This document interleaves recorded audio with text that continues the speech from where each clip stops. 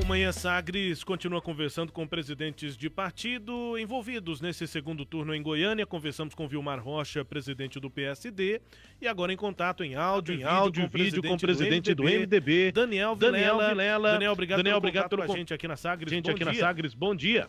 Bom dia, Rubens. Bom dia, Sileide. Bom dia a todos os ouvintes.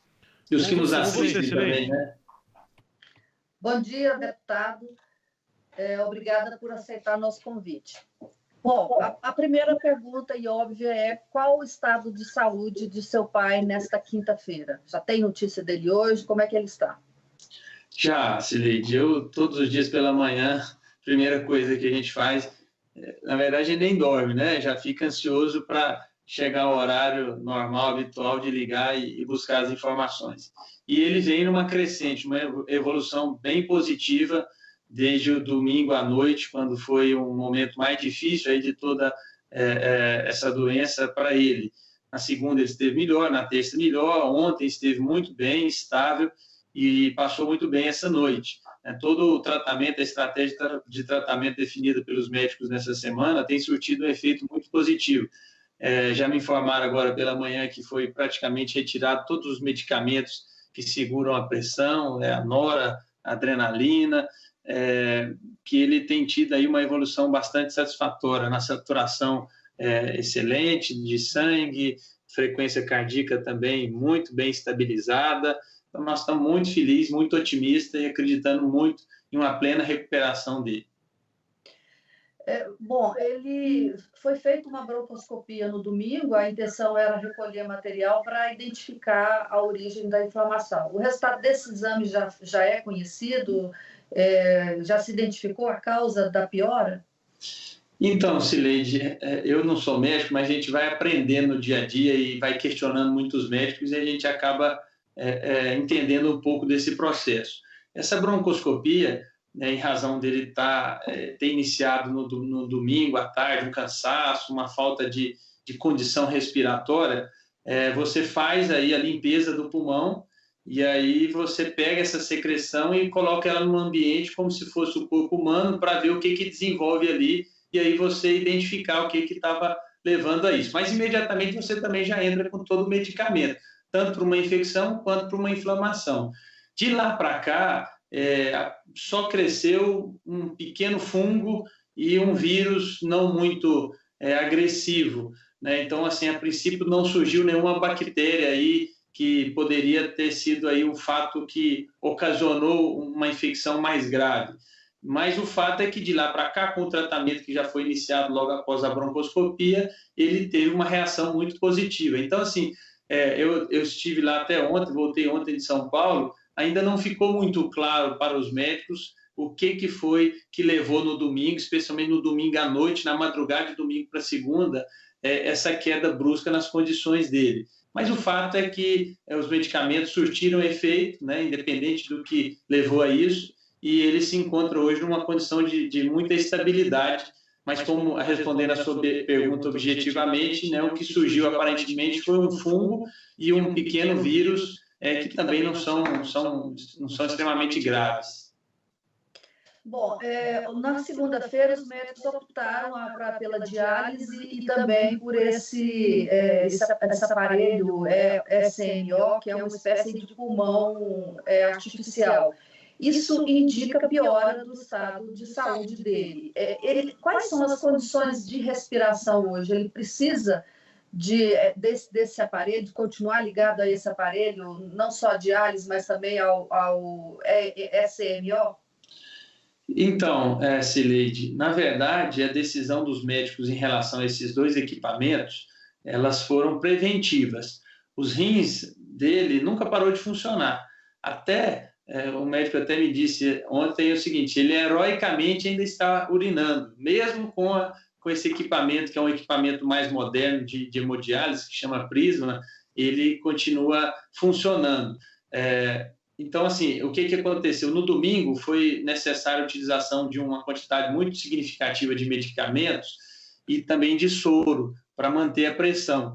E isso, com certeza, comprometeria os rins. Então, eles entenderam que seria melhor, acho que foi na segunda noite, colocar esse prisma para que pudesse tirar esse excesso de líquido e tirar esses medicamentos do organismo, para, inclusive, entendendo que o pulmão poderia estar encharcado e era isso que estaria dificultando a plena função do pulmão. Foi retirado grande parte desse líquido, porém o pulmão não conseguia suprir completamente as necessidades fisiológicas dele. E aí, no segundo dia, na terça-feira pela manhã, é que tiveram aí a decisão, essa estratégia de colocar esse ECMO, né, que faz essa função, esse trabalho do pulmão de oxigenar o sangue e de também retirar o gás carbônico de forma extracorpórea, né? Ou seja, o sangue sai do corpo, passa nessa máquina e volta pela veia. Então, essa foi uma estratégia muito bem sucedida, que aparentemente fez muito bem para ele. Para quê? Para dar condição do pulmão, para dar oportunidade do pulmão se regenerar, se recuperar. Porque da forma que ele estava, muito agredido pela Covid, muito machucado pela Covid, e ainda tendo que se esforçar para manter aí as atividades do corpo, a oxigenação e a retirada do gás carbônico, ele estava se autodestruindo, se autoprejudicando. Então, essa máquina, ela fez com que o pulmão pudesse ficar isolado, em repouso, né, e pudesse acelerar a sua recuperação ao mesmo tempo que essa máquina faria aí o trabalho de oxigenação do sangue. Deputado, o primeiro turno, o seu pai estava hospitalizado, né, a maior parte do tempo hospitalizado, mas as informações sobre a saúde dele eram mais positivas e aí foi possível conduzir a campanha e chegar ao resultado que se chegou. Nesse segundo turno já é diferente, o estado dele agravou. Como convencer o eleitor agora de que o nome dele continua sendo a melhor opção para esse eleitor? Bom, Cileide, primeiro que essa doença, todos nós estamos de alguma forma convivendo com alguma família, com alguém da família, com algum amigo que já pegou, e nesses casos mais graves a gente vive uma montanha-russa, né, de altos e baixos. Ele teve momentos muito positivos, chegou a ter alta da UTI, não foi no dia em razão de não ter um leito na semi-UTI, e depois acabou no outro dia tendo uma pequena infecção que foi debelada rapidamente, aí passou 2 dias muito positivos. No dia da eleição eu falei com ele por telefone e depois no domingo à noite ele acabou tendo esse agravamento que já foi recuperado, foi estabilizado. A gente acredita muito que ele encontrou aí um caminho de plena recuperação, uma estratégia médica que está sendo muito bem sucedida. Nós estamos muito confiantes na equipe médica, com muita fé em Deus, de que ele vai, sim, ter uma reação muito positiva ao longo dessa semana, fim dessa semana, do final de semana e na semana que vem.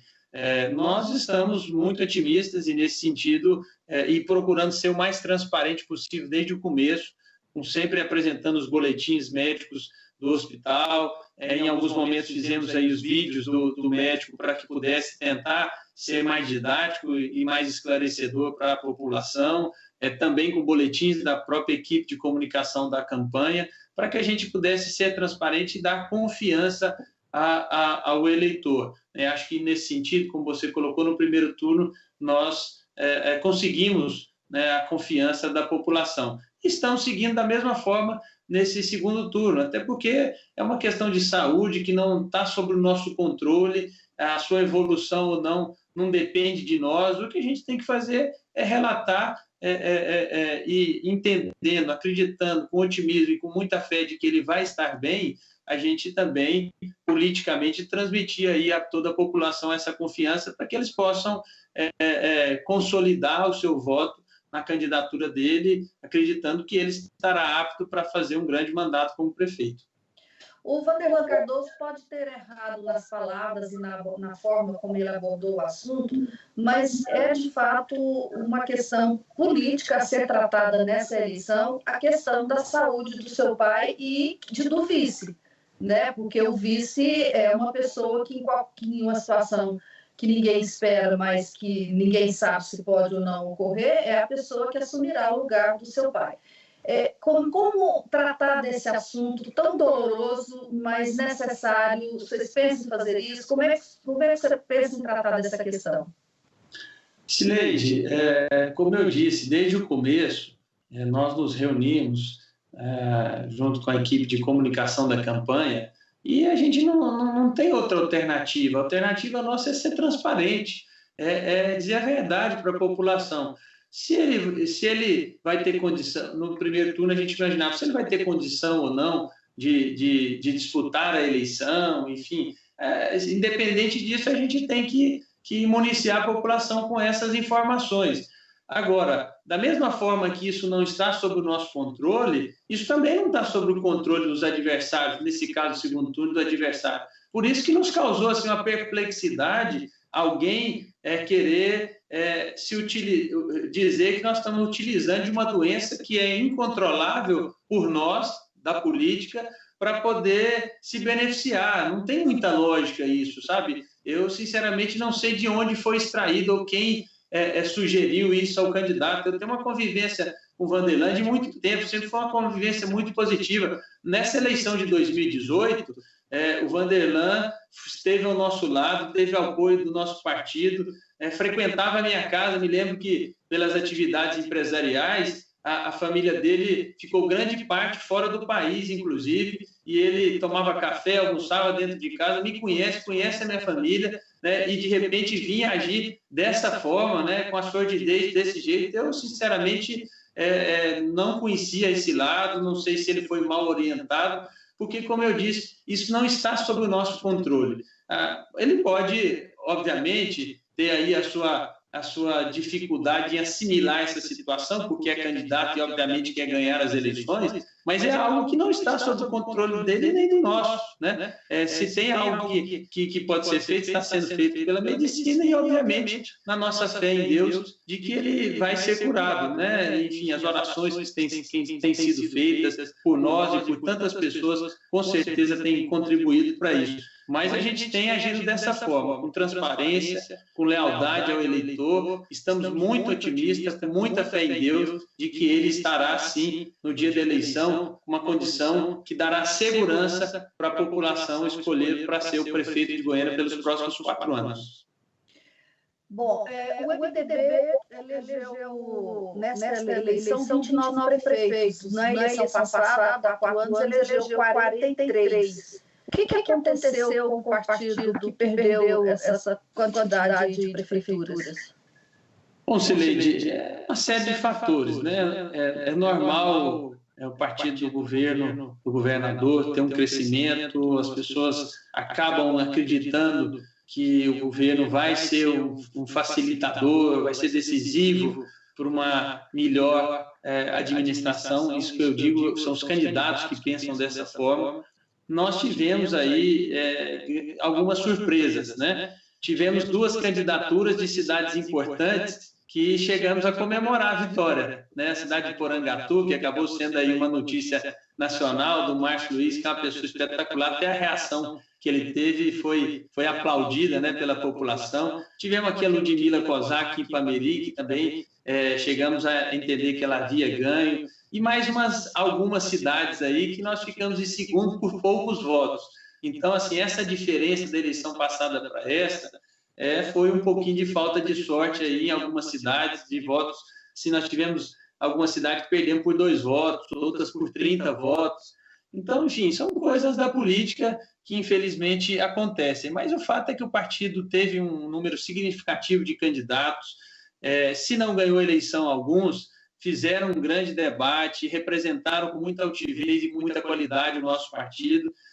O que mais me deixou realizado nessa campanha é que nós conseguimos montar aí um partido, um time por todo o estado de Goiás de pessoas extremamente preparadas, diferenciadas. Nós tivemos aqui o Márcio em Anápolis com um desempenho extraordinário, quase 18% dos votos, sendo que a pesquisa CEP na véspera, no sábado, colocou com 4%. Isso trouxe um prejuízo para a candidatura dele. Ele poderia até ter ido ao segundo turno, um jovem empresário dinâmico, que nunca havia disputado uma eleição. Então, eu vejo que o partido se revigorou, se somou a essa organicidade que o MDB tem em todo o estado. Então, nós estamos, lógico, queríamos mais vitórias, algumas vitórias que saíram no final da apuração, mas a gente está bastante feliz com esse resultado. E mais, temos ainda algumas possibilidades, Sileide.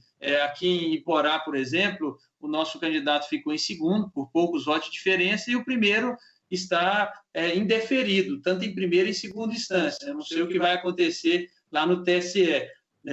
Acreditamos na nossa vitória aqui em Goiânia. E um dado importante para finalizar, Sileide, é que o MDB foi o partido mais votado do Estado, com quase o dobro do segundo colocado, que foi o DEM. Ou seja, o partido está muito bem representado nos grandes centros eleitorais do nosso Estado. Em torno de Brasília, nós tivemos aí um avanço muito significativo. Lá também perdemos 2 eleições por pouco, ficamos em segundo em Cidade Ocidental e Santo Antônio do Descoberto, ganhamos na cidade de Valparaíso, uma grande votação do prefeito Pablo, e estivemos na coligação do Dr. Lucas, que é um amigo pessoal, na cidade de Águas Lindas.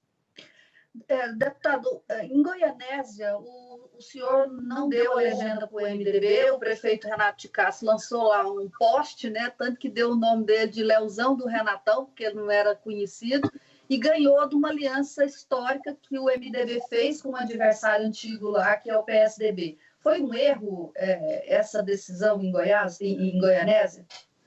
Bom, Sileide, primeiro que não foi eu que não dei a legenda, né?